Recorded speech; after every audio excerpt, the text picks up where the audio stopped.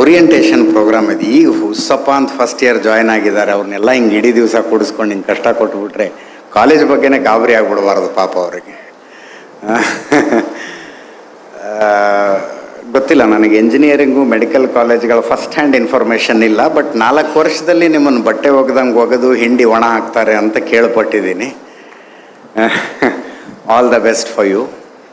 ಮೊದಲಿಗೆ ಒಂದು ಕ್ಷಮಾಪಣೆ ಕೋರ್ಬೇಕು, ನಾನು ಸ್ವಲ್ಪ ತಡವಾಗಿ ಬಂದಿದ್ದಕ್ಕೆ ಕಾರ್ಯಕ್ರಮಕ್ಕೆ. ಬೆಳಗ್ಗೆ ಹೋಗಿ ನಾನು ತಾಯಿ ಚಾಮುಂಡೇಶ್ವರಿ ಎದುರಿಗೆ ಕೂತ್ಕೊಂಡೆ. ಎದ್ದು ಬರೋಕ್ಕೂ ಮನಸ್ಸಾಗಲಿಲ್ಲ, ಅಷ್ಟು ಗಾಢವಾಗಿ ಆವರಿಸಿಕೊಂಡಂತಹ ದೇವತೆ. ಚಾಮುಂಡಿ ಬೆಟ್ಟದಿಂದ ಮೈಸೂರು ನೋಡಿದ್ರೆ ಒಂಥರ ಖುಷಿ ಆಗತ್ತೆ. ಈ ಹಸಿರು, ಮೈಸೂರಿನ ರಸ್ತೆಗಳಲ್ಲಿ ಓಡಾಡ್ತಾ ಇದ್ರೆ ಖುಷಿ. ಒಂಥರ ನೀವೆಲ್ಲ ಭಾಗ್ಯವಂತರು. ಈ ಊರಿನಲ್ಲಿ ಚಾಮುಂಡಿಯ ತಪ್ಪಲಲ್ಲಿ ಇಂಥದ್ದೊಂದು ವಿದ್ಯಾಭ್ಯಾಸ ಮಾಡ್ತಾ ಇರುವಂಥ ಭಾಗ್ಯವಂತರು ನೀವು. ಒಂಥರ ಹೊಟ್ಟೆ ಕಿಚ್ಚು ಆಗತ್ತೆ ನಿಮ್ಮ ಬಗ್ಗೆ ಯೋಚನೆ ಮಾಡಿದಾಗ. ಇನ್ನೂ ಒಂದು ವಿಷಯಕ್ಕೂ ಭಾಗ್ಯವಂತರು, ಮತ್ತು ಒಂದು ವಿಷಯಕ್ಕೆ ಭಾಗ್ಯವಂತರು ನೀವು. ಈ ಟೈಮ್ ಪೀರಿಯಡ್ನಲ್ಲಿ ನಿಮ್ಮ ಯೌವನದ ಪೀಕ್ನಲ್ಲಿ ಇದ್ದೀರಲ್ಲ, ಆ ಕಾರಣಕ್ಕೆ ಭಾಗ್ಯವಂತರು ಅಂತ ಅನ್ಸುತ್ತೆ ನನಗೆ. What a time you are, ಏನೋ ಎಂಥ ಟೈಮ್ನಲ್ಲಿ, ಎಂಥ ಅದ್ಭುತವಾದ ಸಮಯದಲ್ಲಿ ಎಂಜಿನಿಯರಿಂಗ್ ಜಾಯ್ನ್ ಆಗಿದ್ದೀರಿ. ಎಂಥ ಅದ್ಭುತ ಸಮಯದಲ್ಲಿ ಎಂಜಿನಿಯರಿಂಗ್ ಮುಗಿಸಿ ನೀವು ಜಾಬ್ ಮಾರ್ಕೆಟ್ಗೋ ಆಂಟ್ರಪ್ರಿನರ್ಶಿಪ್ ಮಾರ್ಕೆಟ್ಗೋ ಬರ್ತೀರಿ. ಅದನ್ನು ನೆನಪಿಸಿಕೊಂಡ್ರೆ ನಿಜವಾಗ್ಲೂ ಹೊಟ್ಟೆ ಕಿಚ್ಚಾಗತ್ತೆ. ನನಗೇನಾದರೂ ಈಗ ನಿಮಗೆ ವಯಸ್ಸಾದಷ್ಟು ವಯಸ್ಸು ಈಗ ನನಗೇನಾದರೂ ಆಗಿದ್ದರೆ, ನಾವು ಉತ್ತರ ಕರ್ನಾಟಕದ ಕಡೆ ಹೇಳ್ತೀವಿ, ನೆಲ ಗುದ್ದಿ ನೀರು ತೆಗೆದು ಬಿಡ್ತಿದ್ವಿ ಅಂತ. ನೆಲ ಗುದ್ದಿ ನೀರು ತೆಗೆದು ಬಿಡ್ತಿದ್ವಿ. ಅಂಥ ಒಂದು ಸಮಯದಲ್ಲಿ ಹುಟ್ಟಿದ್ದೀರಿ ನೀವು. ಅದಕ್ಕೆ ನಿಮಗೊಂದು ಅಭಿನಂದನೆಗಳು. ಒಂದು ಆರೋಗ್ಯಕರವಾದ ಹೊಟ್ಟೆ ಕಿಚ್ಚು ಆಗತ್ತೆ ನನಗೆ. ಸುಮ್ಮನೆ ಯೋಚನೆ ಮಾಡಿ ನೋಡಿ, ನೀವು ನಿಮ್ಮ ಅಜ್ಜನ ಪೀಳಿಗೆ ಇತ್ತಲ್ಲ, ಅವರಿಗೆ ಸರ್ವೈವಲ್ಲೇ ಚಾಲೆಂಜ್ ಆಗಿತ್ತು. ತುಂಡು ಹೊಟ್ಟೆ ಗೇಣು ಬಟ್ಟೆ ಏನೋ ಅಂತಾರಲ್ಲ, ಗೇಣು ಹೊಟ್ಟೆಗಾಗಿ ತುಂಡು ಬಟ್ಟೆಗಾಗಿ. ಆ ಒಂದು ಇಡೀ ಪೀಳಿಗೆ ಹಾಗೆ ಬದುಕ್ತು. ಹೆಂಗೋ ಒಂದು ಜೀವನ ನಡೆಸ್ಬೇಕಪ್ಪ, ಹೊಟ್ಟೆ ತುಂಬ ಊಟ ಸಿಕ್ಕರೆ ಸಾಕು, ಮೈ ತುಂಬ ಬಟ್ಟೆ ಆದರೆ ಸಾಕು, ಇರೋದಕ್ಕೆ ಎಂಥದ್ದು ಒಂದು ಮನೆ ಆದರೆ ಸಾಕು. ಅಂದರೆ ನೀವೆಲ್ಲ ಸಿಟಿಯಲ್ಲಿ ಹುಟ್ಟಿ ಬೆಳೆದವರು ಅಂತ ಇಮ್ಯಾಜಿನ್ ಮಾಡ್ಕೊಂಡು ನಾನು ಹೇಳ್ತಾ ಇದ್ದೀನಿ. ಹಳ್ಳಿಗಳು ಒಂದು ಜನ್ರೇಷನ್ ಹಿಂದಿದ್ದಾವೆ. ಹಳ್ಳಿಗಳಲ್ಲಿ ಹುಟ್ಟಿದರೆ ನಿಮ್ಮ ತಂದೆಯ ಜನ್ರೇಷನ್ನು ಸರ್ವೈವಲ್ಗೋಸ್ಕರ ಬಡದಾಡಿದ ಜನ್ರೇಷನ್. ಅದು ಹೊಟ್ಟೆ ತುಂಬಬೇಕು, ಇದ್ದುದರಲ್ಲೇ ಗೌರವಪೂರ್ವಕವಾಗಿ ಬದುಕಬೇಕು ಅಂತ ಬಡದಾಡಿದ ಜನ್ರೇಷನ್ ನಿಮ್ಮ ತಂದೆಯದು. ನಗರಗಳಲ್ಲಿ ಹುಟ್ಟಿದರೆ ನಿಮ್ಮ ಅಜ್ಜನ ಸ್ಟ್ರಗಲ್ ಆಗಿತ್ತು. ಅದಾದ ನಂತರ ನಿಮ್ಮ ತಂದೆಯ ಪೀಳಿಗೆ, ಅವರು ಒಂದು ಡಿಗ್ನಿಟಿ ಆಫ್ ಲೈಫ್ಗೋಸ್ಕರ ಬಡದಾಡಿದ್ರು. Dignity of life. ನಾನು ಎಲ್ಲ ಕೆಳ ಮಧ್ಯಮ ವರ್ಗದ ಕಥೆ ನಾನು ಹೇಳ್ತಾ ಇರೋದು. ತಲೆ ಮೇಲೆ ಒಂದು ಮೋಲ್ಡ್ ಮನೆ ಇರಬೇಕು ಅಂತ, ಸ್ಲ್ಯಾಬ್ ಹಾಕಿರೋ ಮನೆ ಇರಬೇಕು. ಮಧ್ಯ ವಯಸ್ಕರಾದಾಗಲಾದರೂ ಒಂದು ಮಾರುತಿ 800, ಮಾರುತಿ ಆಲ್ಟೋ ಥರದ್ದೊಂದು ಕಾರ್ ಇಟ್ಕೋಬೇಕು ಅನ್ನುವ ಬಡದಾಟ ಅವ್ರದ್ದು. ಬಟ್ ನಿಮ್ಮ ಪೀಳಿಗೆ ಇದೆಯಲ್ಲ, ನಿಮ್ಮದು ಪ್ಯಾಷನ್ಗೋಸ್ಕರ ಬದುಕಬಲ್ಲೆವು ಅನ್ನುವ ಪೀಳಿಗೆ ಇದು. ಆಸಕ್ತಿಗೋಸ್ಕರ ಬದುಕಬಲ್ಲೆವು ಅನ್ನುವ ಪೀಳಿಗೆ. ಈ ಸೌಭಾಗ್ಯ ನಿಮಗೆ ಸಿಕ್ಕಿದೆ. ಈ ಪರ್ಸ್ನಾಲಿಟಿ ಟ್ರೈನರ್ಸ್ ಹೇಳ್ತಾರೆ ಯಾವಾಗ, ಕೌಂಟ್ ಯುವರ್ ಬ್ಲೆಸ್ಸಿಂಗ್ಸ್ ಅಂತ. ನನ್ನ ತಲೆಮಾರಿಗೆ ಕಂಪೇರ್ ಮಾಡಿದ್ರೆ ನಿಮ್ಮ ತಲೆಮಾರಿಗಿರುವಂಥ ಹೆಚ್ಚಿನ ಬ್ಲೆಸ್ಸಿಂಗ್ಗಳಿದಾವಲ್ಲ, ಬಿ ಥ್ಯಾಂಕ್ಫುಲ್ ಟು ದೆಮ್. ನಿಮಗೊಂದು ಕೃತಜ್ಞತೆ ಇರಬೇಕು, ಭಗವಂತ ಇಷ್ಟೆಲ್ಲ ಕೊಟ್ಟಿದ್ದಾನಲ್ಲ ನಮಗೆ ಅಂತ. ಪ್ಯಾಷನ್ಗೋಸ್ಕರ ಬದುಕುವ ಪೀಳಿಗೆ ಅಂತ ನಾನು ಯಾಕೆ ಹೇಳ್ತೀನಿ ಅಂತಂದರೆ, ಒಂದು ಕಾಲದಲ್ಲಿ ಮನುಷ್ಯನ ಶ್ರೀಮಂತಿಕೆಯನ್ನು ಆತ ಎಷ್ಟು ಜಮೀನಿದೆ ಅವನಿಗೆ ಅನ್ನೋದ್ರ ಮೇಲೆ ಅಳೀತಾ ಇದ್ರು. 100 ಎಕರೆ 200 ಎಕರೆ 500 ಎಕರೆ ಇದ್ದಂಥವ್ರು ಜಮೀನ್ದಾರರು, ಊರಿಗೆ ಸಾಹುಕಾರರು, ಪಟೇಲರು, ಗೌಡರು, ದೊಡ್ಡ ಶ್ರೀಮಂತರು.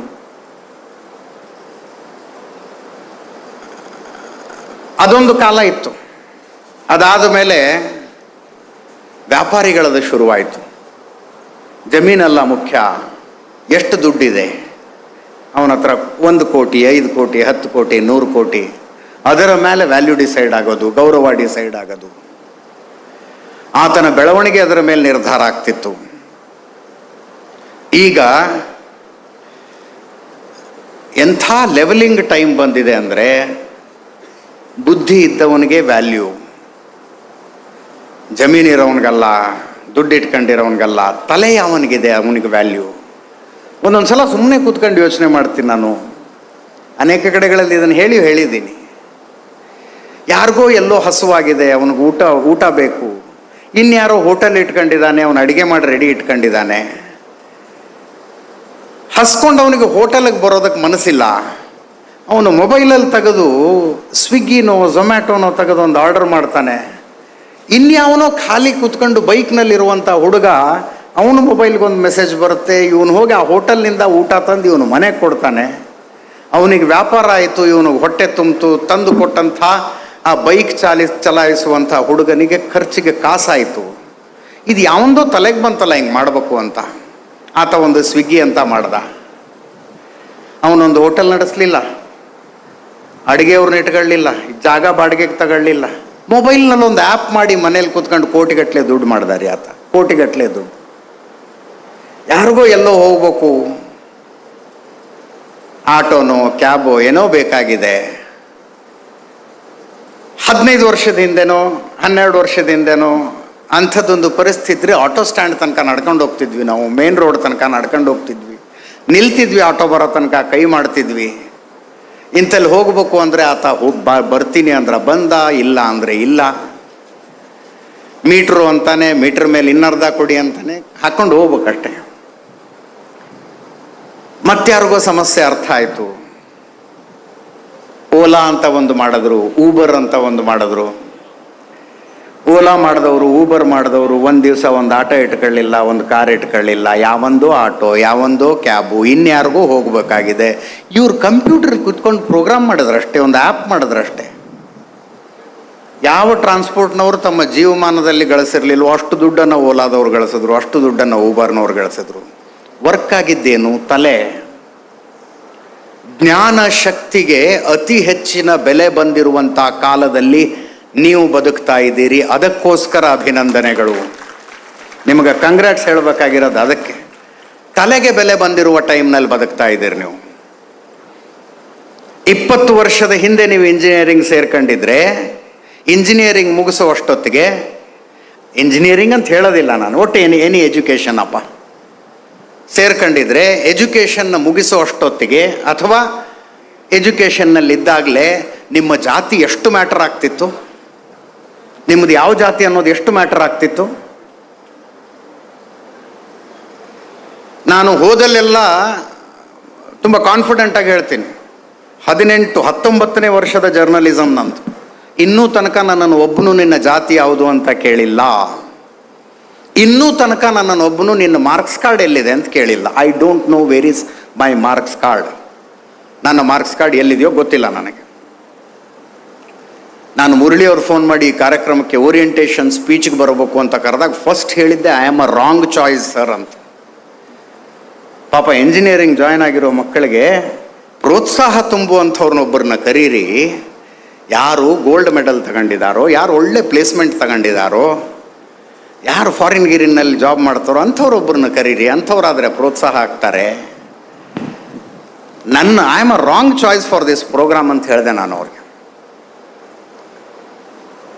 ನಾ ಇಂಜಿನಿಯರಿಂಗ್ ಕಾಲೇಜ್ಗಳಿಗೆ ಇಂಥ ಕಾರ್ಯಕ್ರಮಗಳಿಗೆ ಹೋಗಿದ್ದೀನಿ ಅಷ್ಟೇ. ನನ್ನ PUC ಮಾರ್ಕ್ಸ್ ಕಾರ್ಡ್ ಏನಾದ್ರು ನೋಡ್ರಿ ನೀವು, ಕಾಲೇಜ್ ಒಳಗಲ್ಲ, ರೋಡಲ್ಲಿ ಬಿಟ್ಕೊಳ್ಳೋದಿಲ್ಲ ಯಾರು. ನನ್ನಂಥವ್ನು ಕರೆದು ನೀವು ಓರಿಯೆಂಟೇಷನ್ ಅಂದರೆ ಹೆಂಗೆ? ಬಟ್ ಅದೊಂದು ಕಹಿ ಸತ್ಯವನ್ನು ಕೂಡ ಹೇಳಬೇಕು. ನಿಮ್ಮ ಮಾರ್ಕ್ಸ್ಗಳನ್ನು ಅಂದರೆ ನೀವು ಮಾರ್ಕ್ಸ್ಗಳನ್ನ ಬಹಳ ಎಕ್ಸಾಜರೇಟ್ ಮಾಡಿಬಿಟ್ಟಿದ್ದಾರೆ. ಅಭಿನಂದನೆಗಳು. ಬಂದು ಪ್ರಶಸ್ತಿ ಸ್ವೀಕರಿಸಿದಂಥವ್ರಿಗೆ, ಗೌರವ ಸ್ವೀಕರಿಸಿದಂಥವ್ರು ಎಲ್ಲರಿಗೂ ಅಭಿನಂದನೆಗಳು ಮತ್ತು ಮುರಳಿಯವರಿಗೆ ಧನ್ಯವಾದಗಳು. ನಮ್ಮ ಹತ್ರ ಆ ಪ್ರಶಸ್ತಿ ಕೊಡಿಸ್ಲಿಲ್ಲ ನೀವು ಅಂತ. ಯಾರೋ 90, 95, 98% ತಗೊಂಡವ್ರಿಗೆ ನಮ್ಮ ಹತ್ರ ಪ್ರಶಸ್ತಿ ಕೊಡಿಸ್ಲಿಲ್ಲ. ಅದಕ್ಕೆ ನಾನು ವೈಯಕ್ತಿಕವಾಗಿ ತುಂಬ ಹೃದಯದ ಧನ್ಯವಾದಗಳನ್ನು ಅವ್ರಿಗೆ ಅರ್ಪಿಸ್ತೀನಿ. ಅದು ಬಹಳ ಮುಜುಗರದ ಕೆಲಸ, ಬಹಳ ಮುಜುಗರದ ಕೆಲಸ. ಅತ್ಯುತ್ತಮ ಮಾರ್ಕ್ಸ್ ತಗೊಂಡ್ರಿ ಅಂದರೆ ಜೀವನದಲ್ಲಿ ಯಶಸ್ಸು ಕಟ್ಟಿಟ್ಟ ಬುತ್ತಿಯ? ನೋ ಬಡಿ ಕ್ಯಾನ್ ಕನ್ಫರ್ಮ್ ದ್ಯಾಟ್.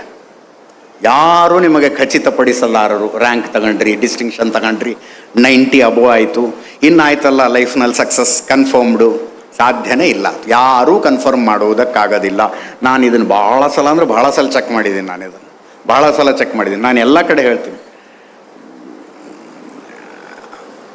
ನಿಮ್ಮ ಯಶಸ್ಸನ್ನು ಕನ್ಫರ್ಮ್ ಮಾಡಬಲ್ಲಂಥದ್ದು ಯಾವುದು? ತುಂಬ ಸಲ ಹೇಳೋದು ನನ್ನ attitude. That is a positive attitude. Consistency. ಒಂದು ಕೆಲಸದಲ್ಲಿ ಯಶಸ್ಸು ಸಾಧಿಸುವ ತನಕ ಎಷ್ಟು ಸಲ ಕುಸಿದು ಬಿದ್ದರೂ ಮತ್ತೆ ಎದ್ದು ನಿಂತುಕೊಂಡು ಪ್ರಯತ್ನ ಮಾಡುವಂತಹ ಕನ್ಸಿಸ್ಟೆನ್ಸಿ ನಿಮ್ಮನ್ನು ಗೆಲುವಿನ ದಡಕ್ಕೆ ಸೇರಿಸಬಲ್ಲದು.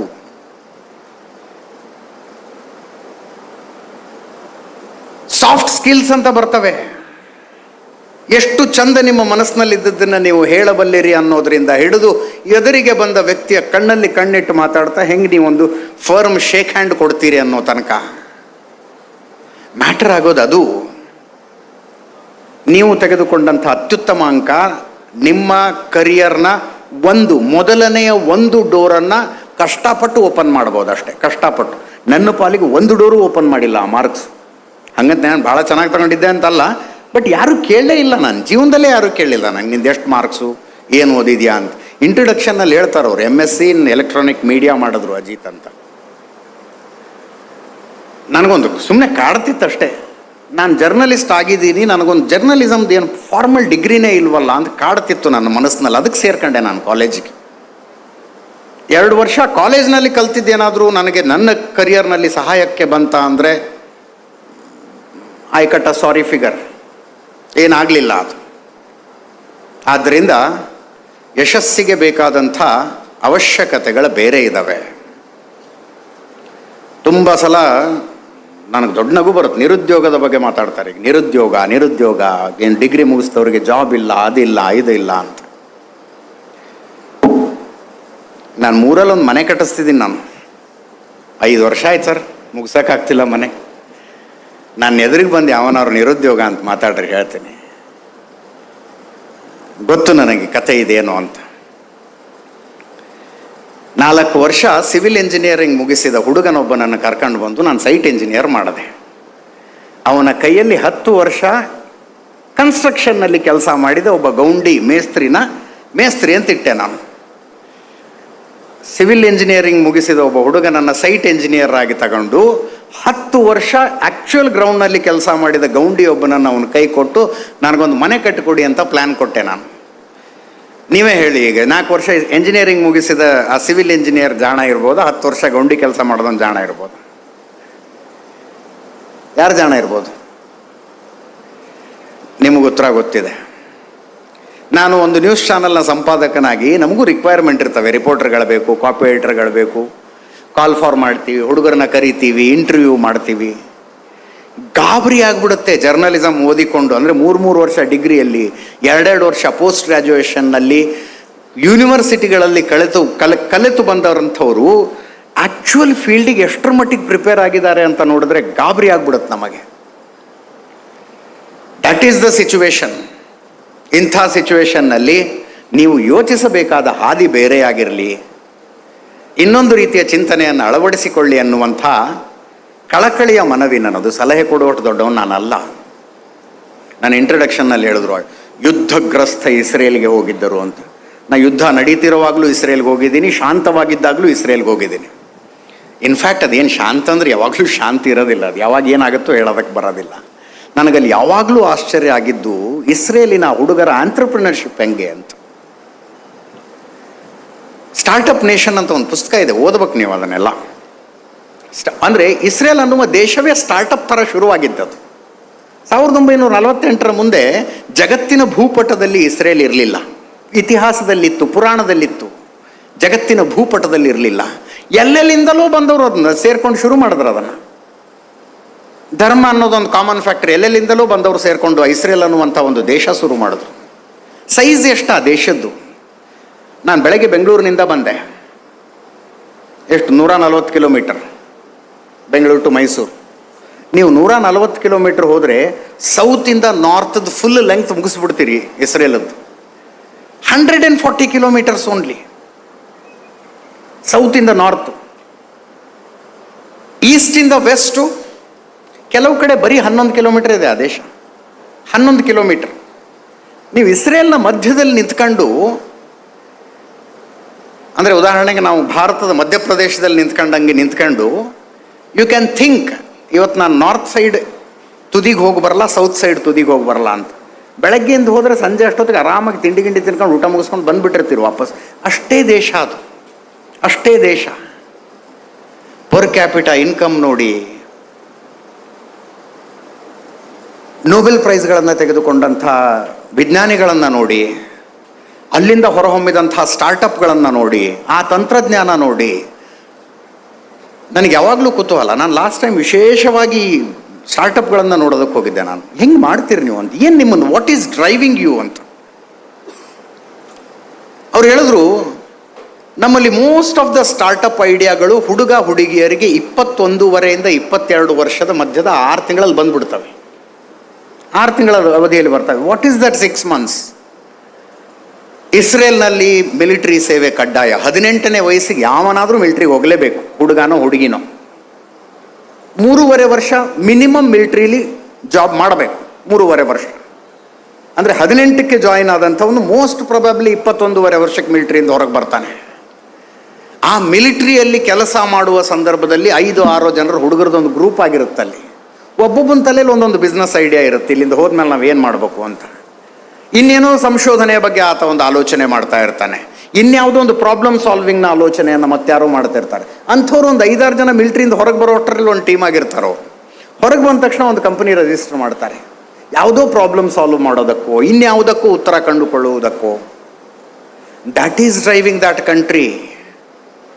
ನಮ್ಮಲ್ಲಿ 4 ವರ್ಷ ನೀವು ಕಾಲೇಜಿನಲ್ಲಿ ವಿದ್ಯಾರ್ಥಿ ಆಗಿರ್ತೀರಲ್ಲ, 4ನೇ ವರ್ಷ ಹೊರಗೆ ಬರೋ ಅಷ್ಟರಲ್ಲಿ ನಿಮ್ಮ ಸುತ್ತಲಿನ ನಮ್ಮ ಸುತ್ತಲಿನ ಸಮಾಜದಲ್ಲಿರೋ ಯಾವುದಾದ್ರೂ ಒಂದು ಪ್ರಾಬ್ಲಮನ್ನು ಸಾಲ್ವ್ ಮಾಡುವಂಥ ಒಂದು ಸೊಲ್ಯೂಷನ್ ಇಟ್ಕೊಂಡು ಹೊರಗೆ ಬರೋದಕ್ಕೆ ಸಾಧ್ಯನಾ? Is that possible? ಅಥವಾ ಕ್ಯಾಂಪಸ್ ಸೆಲೆಕ್ಷನ್ನು, ಆ ಕಂಪ್ನಿ ಬಂತು ಈ ಕಂಪ್ನಿ ಬಂತು ಅಷ್ಟರಲ್ಲೇ ಇದು ಬಿಡವ. ನಮ್ಮ ಸುತ್ತಲಿನ ಕಥೆಗಳನ್ನು ನೋಡ್ರಿ. ಯಾವುದು 20-15 ವರ್ಷಗಳ ಹಿಂದೆ ಬಹಳ ಅಂದರೆ ಬಹಳ ಮ್ಯಾಟರ್ ಆಗ್ತಾ ಇತ್ತು, ಅದೆಲ್ಲವೂ ಗೌಣ. ಈಗ ನೀವು ಯಾವ ಕುಟುಂಬದವರು ಅನ್ನೋದು ಮ್ಯಾಟರ್ ಆಗ್ತಿತ್ತು, ನಿಮ್ಮ ಸರ್ನೇಮ್ ಮ್ಯಾಟರ್ ಆಗ್ತಿತ್ತು, ಯಾರ ಮಕ್ಕಳು, ಯಾರ ಮನೇಲಿ ಹುಟ್ಟಿದ್ದೀರಿ ನೀವು ಅನ್ನೋದು ಮ್ಯಾಟರ್ ಆಗೋದು, ಯಾವ ಜಾತಿಲಿ ಹುಟ್ಟಿದ್ದೀರಿ ಅನ್ನೋದು ಅಷ್ಟೊಂದು ಮ್ಯಾಟರ್ ಆಗ್ತಿತ್ತು, ನಿಮ್ಮಪ್ಪ ಎಷ್ಟು ಮಾಡಿಟ್ಟಿದ್ದಾನೆ ಅನ್ನೋದು ಅಷ್ಟೊಂದು ಮ್ಯಾಟರ್ ಆಗ್ತಿತ್ತು. ಅದು ನಿಮ್ಮ ಜೀವನದ ಗೆಲುವು ಸೋಲುಗಳನ್ನು ನಿರ್ಧಾರ ಮಾಡ್ತಿತ್ತು. What is it today? ಪ್ರಪಂಚದಲ್ಲಿ ಅತಿ ಹೆಚ್ಚು ಅಥವಾ 2ನೇ ಅತಿ ಹೆಚ್ಚು ಬಿಲಿಯನೇರ್ಗಳು ಭಾರತದಲ್ಲಿದ್ದಾರೆ. ಈಗ 2ನೇ ಅತಿ ಹೆಚ್ಚು. ಮಾತಾಡ್ತಾರೆ, ನಂಗೆ ಭಾಳ ಆಶ್ಚರ್ಯ ಅನಿಸುತ್ತೆ. ಶ್ರೀಮಂತಿಕೆ ಬಡತನದ ಏನೋ ಗ್ಯಾಪ್ ಜಾಸ್ತಿ ಆಗ್ತಾ ಇದೆ. ಹೌದು, ಅದೆಲ್ಲವೂ ನಿಜ. ಆದರೆ ಈ ಬಿಲಿಯನೇರ್ಗಳಿದಾರಲ್ಲ, 1000 ಕೋಟಿ ರೂಪಾಯಿ ದುಡ್ಡು ಮಾಡಿಟ್ಕೊಂಡ್ರಲ್ಲ, ಅವರ ಪೈಕಿ 76% ಜನ ಫಸ್ಟ್ ಜನರೇಷನ್ ಬಿಲಿಯನೇರ್ಸ್. 100ಕ್ಕೆ 76ಕ್ಕೂ ಹೆಚ್ಚು ಜನ ಅವರ ತಂದೆ ತಾಯಿ ಶ್ರೀಮಂತರಾಗಿರಲಿಲ್ಲ, ಕಡುಬಡವರಾಗಿದ್ರು. 1000 ಕೋಟಿ ನೋಡಿದ್ವು ಈ ಮಕ್ಕಳು, ಈ ತಲೆಮಾರಿನ ಮಕ್ಕಳು. ಎಂತೆಂಥ ಕಥೆಗಳರಿ ಅದು. ಆ ವಯನಾಡ್ನಲ್ಲಿ ಒಬ್ಬ PC ಮುಸ್ತಫಾ, ನನಗೆ ಅಂತಾರೆ ಕತೆ ಇನ್ನೂ ಕೇಳ್ತಾ ಇದ್ರೆ ರೋಮಾಂಚನ ಅನ್ಸುತ್ತೆ.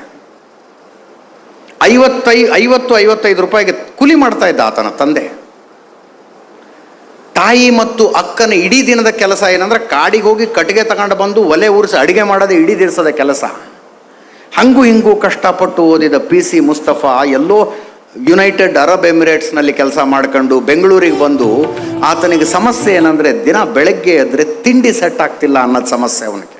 ಹೋಟೆಲ್ನಲ್ಲಿ ಊಟ ಮಾಡೋದಕ್ಕಾಗದಿಲ್ಲ, ತಿಂಡಿ ಸೆಟ್ ಆಗ್ತಿಲ್ಲ ಅಂತ.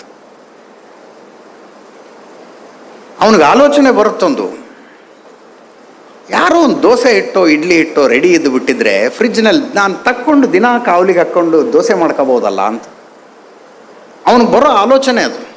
ಯಾಕಂಥದ್ದೊಂದು ಸಿಸ್ಟಮ್ ಇಲ್ಲ ಅಂತ. ID ಫ್ರೆಶ್ ಫುಡ್ ಅಂತ ಒಂದು ಕಂಪನಿ ಶುರು ಮಾಡ್ತಾರೆ, ಕಸಿನ್ಸ್ ಸೇರ್ಕೊಂಡು. ಮನೆದೊಂದು 50,000 ಇನ್ವೆಸ್ಟ್ಮೆಂಟಲ್ಲಿ 50 ರೂಪಾಯಿಯ ಕೂಲಿಕಾರನ ಮಗ PC Mustafa ID fresh foods company open ಮಾಡಿದ್ರೆ I think now his net worth is more than 10,000 crores. 10,000 ಕೋಟಿಯ ನೆಟ್ ವರ್ತ್ ಇದೆ ಇವತ್ತು ಆ ಹುಡುಗನದು. ಯಾರೋ ಕೂಲಿ ಮಾಡೋನ ಮಗ. 20 ವರ್ಷದಿಂದ ಇದನ್ನು ಇಮ್ಯಾಜಿನ್ ಮಾಡ್ಕೊಳ್ಳೋದಕ್ಕೆ ಆಗ್ತಿರ್ಲಿಲ್ಲ ಸ್ವಾಮಿ, ಆಗ್ತಿರ್ಲಿಲ್ಲ. ನಮ್ಮ ದೇಶವನ್ನು ತುಂಬ ಅನಿವಾರ್ಯ ಪರಿಸ್ಥಿತಿಯಲ್ಲಿದ್ದಾಗ ಓಪನ್ ಮಾರ್ಕೆಟ್ ಎಕಾನಮಿಗೆ ಒಪ್ಪಿಸುವುದು ಮುಂದುವರಿದ ದೇಶಗಳು. ನಾನು ನನ್ನ ಬಾಲ್ಯದಲ್ಲಿ, ನನ್ನ ಯೌವನದಲ್ಲಿ ಅದನ್ನು ವಿರೋಧಿಸ್ಕೊಂಡು ಬಂದೆ. ಕಾಲೇಜ್ ದಿನಗಳಲ್ಲಿ ಅದರ ವಿರುದ್ಧ ಪ್ರತಿಭಟನೆ ಮಾಡ್ತಿದ್ವಿ ನಾವು. ಗ್ಯಾಟ್ ಒಪ್ಪಂದದ ವಿರುದ್ಧ ಪ್ರತಿಭಟನೆ, LPG ಲಿಬರಲೈಸೇಷನ್, ಪ್ರೈವೇಟೈಸೇಷನ್, ಗ್ಲೋಬಲೈಸೇಷನ್ ವಿರುದ್ಧ ನಾವು ಕಾಲೇಜ್ ದಿನಗಳಲ್ಲಿ ಪ್ರತಿಭಟನೆ ಮಾಡ್ತಿದ್ವಿ. ಭಾರತವನ್ನು ಬಹುರಾಷ್ಟ್ರೀಯ ಕಂಪನಿಗಳಿಗೆ ಹರಾಜಿಡೋದಕ್ಕೆ ಹೊರಟಿದೆ ಸರ್ಕಾರ ಅಂತ. ಇದೇ PV ನರಸಿಂಹರಾವ್, ಮನಮೋಹನ್ ಸಿಂಗರು, ಭಾರತದ ಹಣಕಾಸಿನ ಪರಿಸ್ಥಿತಿ ಭಾಳ ಅಂದ್ರೆ ಭಾಳ ಕೆಟ್ಟದಾಗಿತ್ತು ಅವಾಗ. ರಿಸರ್ವ್ ಬ್ಯಾಂಕಿನ ಬಂಗಾರವನ್ನು ತಗೊಂಡೋಗಿ ಲಿಟ್ರಲಿ ಹಡಗಿಗೆ ತಗೊಂಡೋಗಿ ಒತ್ತೆ ಇಟ್ಟು ಬರಬೇಕಾದ ಪರಿಸ್ಥಿತಿಯಲ್ಲಿತ್ತು. ಸಾಲ ಕೊಡಬೇಕು ಅಂದರೆ ನೀವು ಗ್ಯಾಟ್ ಒಪ್ಪಂದಕ್ಕೆ ಸಹಿ ಆಗಬೇಕು, ನಿಮ್ಮ ಮಾರ್ಕೆಟ್ ಓಪನ್ ಆಗಿ ತೆರೆದಿಡಬೇಕು ಅಂತ ಹೇಳಿದಾಗ ಅನಿವಾರ್ಯ ಪರಿಸ್ಥಿತಿಯಲ್ಲಿ ಸೈನ್ ಹಾಕಿದ್ರು. ಆ ಬೆಳವಣಿಗೆಯನ್ನು ನಾವು ಬಾಲಕರಾಗಿದ್ದಾಗ ವಿರೋಧಿಸಿದ್ವಿ, ಯುವಕರಾಗಿದ್ದಾಗ ವಿರೋಧಿಸಿದ್ವಿ. ನಾನು ಬಹಿರಂಗವಾಗಿ ಕ್ಷಮೆ ಕೇಳ್ತೀನಿ. ಅದರಿಂದ ಬಂದಿರುವಂಥ ಬದಲಾವಣೆ ಇದು. ಏನು ನಾವು ಎಕನಾಮಿ ಬೂಮನ್ನು ನೋಡಿದ್ವಲ್ಲ, ಆವತ್ತು ಸೈನ್ ಹಾಕಿ ಅನಿವಾರ್ಯತೆಗೆ ಬಿದ್ದು ಯಾವುದೋ ಕಾರಣಕ್ಕೆ ಸೈನ್ ಹಾಕಿದ್ದರ ಪರಿಣಾಮವಾಗಿ ನೋಡ್ತಾ ಇರುವಂಥ ಭೂಮಿದು. ಯಾವುದೋ ಪಟ್ಟಣಕ್ಕೊಂದು, ಊರಿಗೊಂದು ಪ್ರೀಮಿಯರ್ ಪದ್ಮಿನಿ ಕಾರ್ ಇದ್ದರೆ ದೊಡ್ಡದು, ಅಂಬಾಸಿಡರ್ ಕಾರ್ ಇದ್ದರೆ ದೊಡ್ಡದು.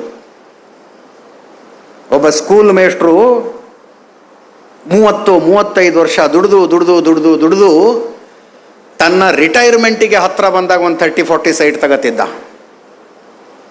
ರಿಟೈರ್ಮೆಂಟ್ ಬೆನಿಫಿಟ್ನಲ್ಲಿ ಅದರಲ್ಲೊಂದು ಮೋಲ್ಡ್ ಮನೆ ಕಟ್ಟಿಸಿದ್ರೆ ಜೀವಮಾನದ ಸಾಧನೆ ಅನ್ನಿಸಿಕೊಳ್ತಾ ಇತ್ತು. ಜೀವಮಾನದ ಸಾಧನೆ. ಎಂಜಿನಿಯರಿಂಗ್ ಮುಗಿಸಿ ಈಗ ಮಲ್ಟಿನ್ಯಾಷನಲ್ ಕಂಪನಿಗಳಲ್ಲಿ ಜಾಯಿನ್ ಆದರೆ ಸಂಬಳ ತೆಗೆದುಕೊಳ್ಳೋದಕ್ಕೆ ಸಂಬಳ ತೆಗೆದುಕೊಳ್ಳೋದಕ್ಕೆ ಶುರು ಮಾಡಿದ 3ನೇ ವರ್ಷಕ್ಕೆ ಹೋಮ್ ಲೋನಿನ ಆಫರ್ಗಳು ಬರ್ತವೆ ನಿಮಗೆ. 3ನೇ ವರ್ಷಕ್ಕೆ ಹೋಮ್ ಲೋನಿನ ಆಫರ್ಗಳು ಬರ್ತವೆ. ನೀವು ಜಾಬಿಗೆ ಸೇರಿಕೊಂಡ ಮೊದಲ ವರ್ಷ 12 ತಿಂಗಳು ಕಳೆಯುವಷ್ಟರಲ್ಲಿ ಒಂದು ಹ್ಯಾಚ್ಬ್ಯಾಕ್ ಕಾರ್ ತಗೋತೀರಿ ನೀವು. ಹೆಂಗೆ ಬಂತು ಬದಲಾವಣೆ? ಆ ಕಾರಣಕ್ಕಾಗಿ ಬಂದಂಥ ಬದಲಾವಣೆ. ಆ ಒಂದು ವ್ಯವಸ್ಥೆಗೆ ಧನ್ಯವಾದ ಹೇಳಬೇಕು. PC ಮುಸ್ತಫಾ ಥರದಂಥವ್ರು ನನ್ನಂಥವ್ರಿಗೆ, ನಿಮ್ಮಂಥವ್ರಿಗೆ ಒಂದು ರೋಲ್ ಮಾಡೆಲ್ ಆಗಬೇಕು. They are the role models. ಮತ್ತಾರೋ ಒಂದು ಒರಿಸ್ಸಾದ ಟೈರ್ 2 ಸಿಟಿಯಲ್ಲಿರೋ ಒಬ್ಬ ಯುವಕನಿಗೆ ಇನ್ಯಾರ್ದೋ ಹೋಟೆಲ್ ರೂಮು, ಆ ರೂಮನ್ನು 2 ರೂಮ್ ನನಗೆ ಬಾಡಿಗೆ ಕೊಡು ಅಂಥೇಳಿ ಅವನು ಬಾಡಿಗೆಗೆ ತೊಗೊಂಡು ಅದಕ್ಕೇನೋ ಸುಣ್ಣ ಬಣ್ಣ ಮಾಡಿ ಲೈಟ್ ಹಾಕಿ ಚಂದ ಫೋಟೋ ತೆಗೆದು ಅದನ್ನು ಅಪ್ಲೋಡ್ ಮಾಡಿ ಪ್ರಮೋಟ್ ಮಾಡಿ ಇಂಟರ್ನೆಟ್ಟನ್ನು ಬಳಸ್ಕೊಂಡು ಅವನು 13,000 ಕೋಟಿ. ಈಗ ನಿತೇಶ್ ಅಗರ್ವಾಲ್ ಅಂತ ಹೆಸರು, 13,000 ಕೋಟಿ. ಮಧ್ಯಮ ವರ್ಗದ ಕುಟುಂಬದಿಂದ ಬಂದಿರುವಂಥ ವ್ಯಕ್ತಿ. ಮಧ್ಯಮ ವರ್ಗದ ಕುಟುಂಬ. ಹೋಗ್ತಿರ್ತೀರಲ್ಲ, ಮಾಲ್ ಗೀಲಿಗೆಲ್ಲ ಹೋಗ್ತಿರ್ತೀರಿ, ಏರ್ಪೋರ್ಟ್ಗಳಿಗೆ ಹೋಗ್ತಿರ್ತೀರಿ, ನಿಮಗೊಂದು ಕಾಸ್ಮೆಟಿಕ್ ಅಂಗಡಿ ಕಾಣಿಸುತ್ತಲ್ಲಿ, ಫಾರೆಸ್ಟ್ ಎಸೆನ್ಷಿಯಲ್ಸ್ ಅಂತ. ನಾ ಮೊನ್ನೆ ಅದ್ರ ಕತೆ ಓದ್ತಾ ಇದ್ದೆ, ಫಾರೆಸ್ಟ್ ಎಸೆನ್ಷಿಯಲ್ಸ್. ನನ್ನ ಸಲಹೆ ಅದು, ದೇವಸ್ಥಾನದ ಮುಂದೆ ನಮಸ್ಕಾರ ಮಾಡ್ದಂಗೆ ಮಾಡ್ಬೇಕು ಅದಕ್ಕೆ ಅಂತ. ಎಲ್ಲೋ ದಿಲ್ಲಿಯಲ್ಲಿದ್ದ ಮೀರಾ ಕುಲಕರ್ಣಿ ಅನ್ನುವಂಥ ಒಬ್ಬ ಮಹಿಳೆ ಮದುವೆ ಮಾಡಿ ಕೊಡ್ತಾರೆ. ಗಂಡ ಕುಡ್ಕೊಂಡು ಬರ್ತಾನೆ, ಹೆಂಡತಿನ ಹೊಡಿತಾನೆ. ಆ ದಾಂಪತ್ಯಕ್ಕೆ ಇಬ್ಬಾಗ್ತಾರೆ, 2 ಮಕ್ಕಳಾಗ್ತಾರ ಮೀರಾ ಕುಲಕರ್ಣಿಗೆ. ಗಂಡನ ಹತ್ರ ಬಡಿಸ್ಕೊಂಡು ಕುಡುಕ ಗಂಡ ಮನೆಗೆ ಬಂದು ಹೊಡಿತಾನೆ. ಅವಳಿಗೆ ಸಾಕಬೇಕಾಗಿ ಹೋಗ್ಬಿಡುತ್ತೆ ಜೀವನ. ಬಿಟ್ಟು ತವ್ರ ಮನೆಗೆ ಹೋಗ್ತಾಳೆ ಅವಳು. 2 ಮಕ್ಕಳನ್ನ ಕರ್ಕೊಂಡು ತವ್ರ ಮನೆಗೆ ಹೋದ್ರೆ ಅಕ್ಕಪಕ್ಕದವ್ರು ಗಂಡು ಬಿಟ್ಟು ಬಂದವಳು ಅಂತಿರ್ತಾರೆ. ಏನು ಮಾಡ್ಬೇಕು ಜೀವನದಲ್ಲಿ ಅಂತ ಗೊತ್ತಾಗೋದಿಲ್ಲ ಆಕೆಗೆ. ಒಂದು ಯೋಜನೆ ಬರುತ್ತೆ. ಆಯುರ್ವೇದಿಕ್ ವಸ್ತುಗಳನ್ನು ಬಳಸ್ಕೊಂಡು ಸೋಪ್ ಮಾಡಿದರೆ ಮಾರಾಟ ಆಗಬಹುದು ಅಂತ ಒಂದು ಆಲೋಚನೆ ಬರುತ್ತಾ ಹೆಣ್ಣು ಮಗಳಿಗೆ. ಒಬ್ಬ ಕೆಲಸಕ್ಕೆ ಒಬ್ಬನನ್ನು ಇಟ್ಕೊಂಡು 2 ಲಕ್ಷ ರೂಪಾಯಿ ಸಾಲ ತಗೊಂಡು ಆಕೆ ಮನೆಯಲ್ಲೇ ಸೋಪ್ ಮಾಡೋದಕ್ಕೆ ಶುರು ಮಾಡಿದ್ಲಂತೆ. ಮೀರಾ ಕುಲಕರ್ಣಿ ಇವತ್ತು ಭಾರತದ ಅತ್ಯಂತ ಶ್ರೀಮಂತ ಮಹಿಳೆಯರ ಪೈಕಿ ಆಕೆಯನ್ನು ಎಣಿಸ್ತಾರೆ. That is possible today. ಅದು ಸಾಧ್ಯ ಇರೋದು. ಆಕೆ ಕಟ್ಟಿರುವಂತಹ ಬ್ರ್ಯಾಂಡ್ ಫಾರೆಸ್ಟ್ ಎಸೆನ್ಷಿಯಲ್ಸ್ ಬಹಳ ಕಾಸ್ಟ್ಲಿ ಇರುತ್ತೆ. ನಿಮಗೆ ಏನು ದೊಡ್ಡ ಮಾಲ್ಗಳಲ್ಲಿ, ಏರ್ಪೋರ್ಟ್ಗಳಲ್ಲಿ ಮಾತ್ರ ನೋಡೋದಕ್ಕೆ ಸಿಗುತ್ತೆ. 5 ಸ್ಟಾರ್ ಕ್ವಾಲಿಟಿ. ಶುರು ಮಾಡಿದ್ಯಾರು? ಕುಡುಕ ಗಂಡನ ಹತ್ರ ಹೊಡೆಸ್ಕೊಂಡು ಮನೆ ಬಿಟ್ಟಿದ್ದ ಒಬ್ಬ ಗಂಡ ಬಿಟ್ಟವಳು ಅನ್ನಿಸಿಕೊಂಡಿದ್ದಂಥ ಹೆಣ್ಮಗಳು ಶುರು ಮಾಡಿದ್ದದು. ಇಂಥ ಅವಕಾಶಗಳು ಭರಪೂರ ತುಂಬಿರುವ ದೇಶದಲ್ಲಿ ಮತ್ತು ಕಾಲದಲ್ಲಿ ನಾವೀಗ ಬದುಕ್ತಾ ಇದ್ದೀವಿ. ನೀವು ಎಂಜಿನಿಯರಿಂಗಿಗೆ ಸೇರ್ಕೊಂಡಿದ್ದೀರಿ. Feel confident about it, feel proud about it.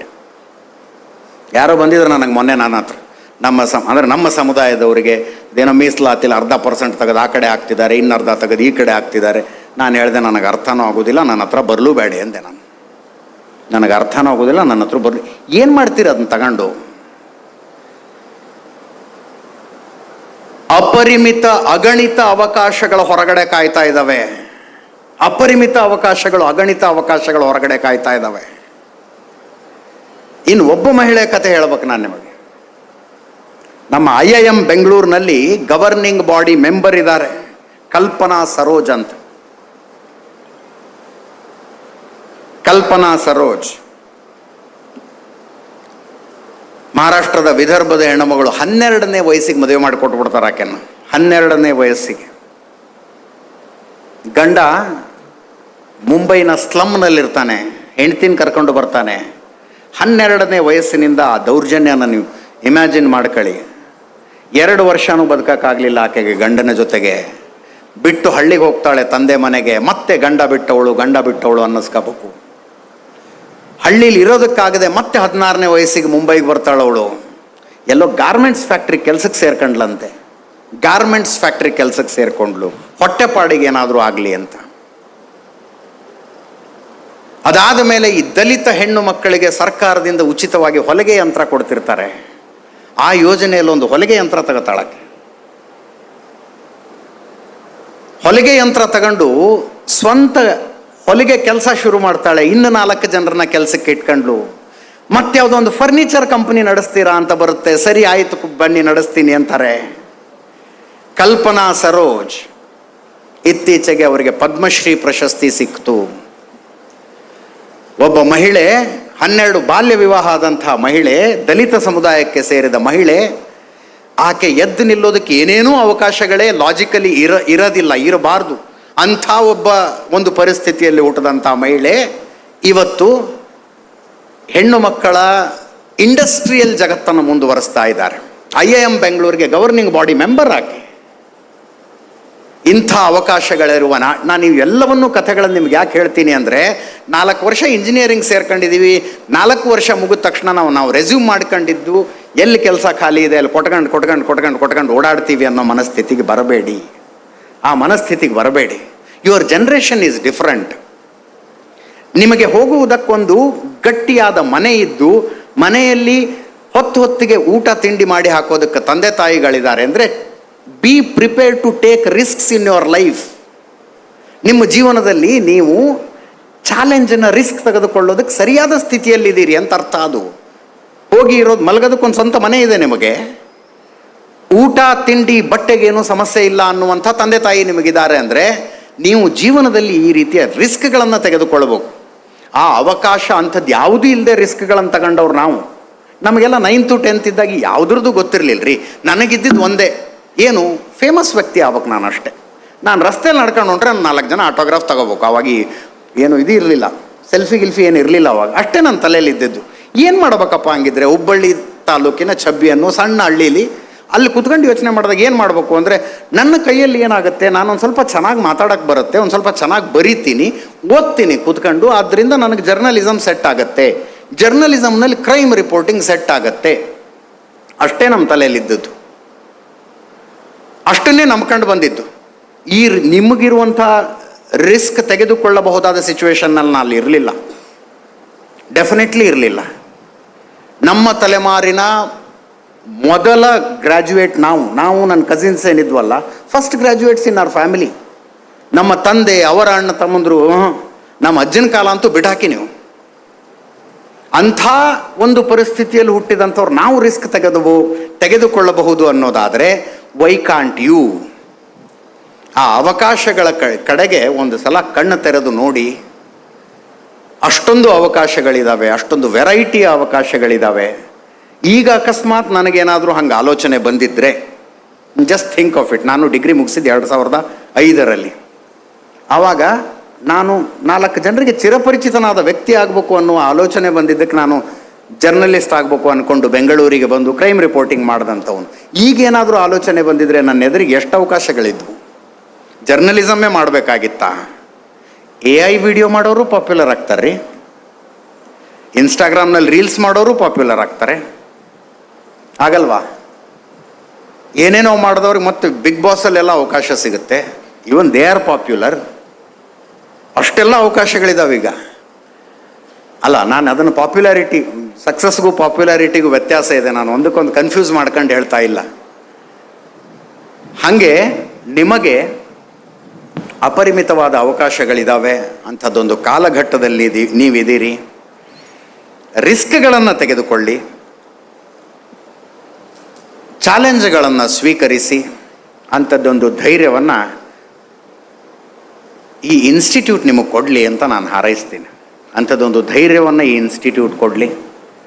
ಆ ಆ್ಯಟಿಟ್ಯೂಡನ್ನು, ಪಾಸಿಟಿವ್ ಥಿಂಕಿಂಗನ್ನು, ಕಮ್ಯುನಿಕೇಷನ್ ಸ್ಕಿಲ್ಲನ್ನು, ಡಿಸಿಪ್ಲಿನನ್ನು, ಲೈಫ್ನಲ್ಲಿ ಕನ್ಸಿಸ್ಟೆನ್ಸಿಯನ್ನು MIT ನಿಮಗೆ ಕೊಡಲಿ ಅಂತ ನಾನು ತುಂಬ ಹೃದಯದಿಂದ ಹಾರೈಸ್ತಾ, I wish you all the best. ನಿಮ್ಮೆಲ್ಲರಿಗೂ ಶುಭ ಹಾರೈಸ್ತಾ ನನ್ನ 4 ಮಾತು ಮುಗಿಸ್ತೇನೆ.